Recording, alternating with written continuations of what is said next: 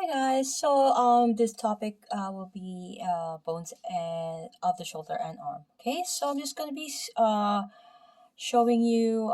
It's a little bright today. It's very sunny outside. What a nice day today. So I'm just gonna be presenting the component or the shoulder complex. Okay, they are made of three bones. Okay, so the clavicle. This is the clavicle here. Okay, it's the collarbone if you were to use layman terms, and then the scapula. The scapular is the shoulder blade in layman's terms, and the humerus. Okay, so the clavicle or collarbones is superficial and runs horizontally along the top of the chest and at the base of the neck.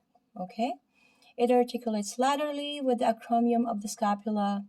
Laterally, I made a video, so if it's going this way, out, out, outside to the midline, it is laterally. If it's going towards the midline, it's medially, okay? So again, it articulates laterally with the acromion of the scapula. Okay, so that acromion of the scapula, this is the acromioclavicular joint. Okay, and medially, this is the sternoclavicular joint. This is actually the only connection of joint to joint of the shoulder complex within the spine, like the vertebrae, right? This is the only little connection. Although there's that deltoid there, right?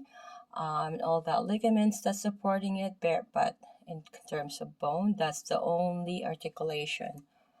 Okay, so these two joints are both synovial joints. Okay, so similar. So the sternoclavicular joint is a single attachment, like I've said, between the upper appendicular and the axial skeletons. Okay, and the scapula is the triangular shaped bone of the upper back. Along with the clavicle, the scapula plays a vital role in stabilization and movement of the arm. Okay, so this is integrated right approach. You know, when one moves, all of them will have to somehow contribute in that movement. Okay, so so the scapula has several fossa, corners, and ridges that serves as attachment site for 16 muscles, right? We also know that the rotator cuff muscles is mostly located in all these fossas here. I did a video of that. Please watch them and subscribe and like so that I can continue doing this presentation. So the scapula glides across the posterior surface of the thorax to form the scapulothoracic joint.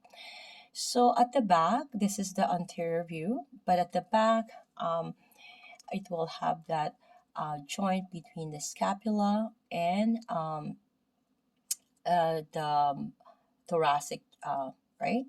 So that is what's called scapulothoracic. However, because this articulation does not have any of the usual joint components, it is considered a false joint. Okay, so they're not really considered. So they usually says major 3 and 2 false joint or misnomer joint.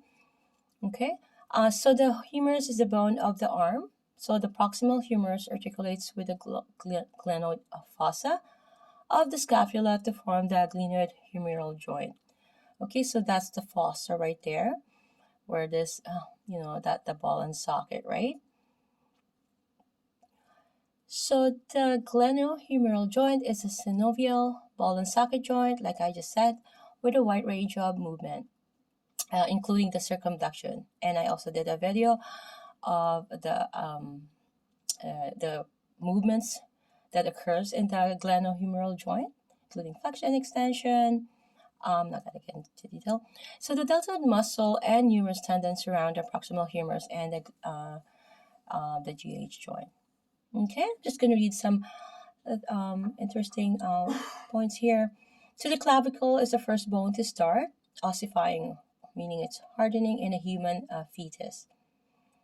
Okay, so yet paradoxically, it is the last to completely develop, often not until the late teens or early 20s.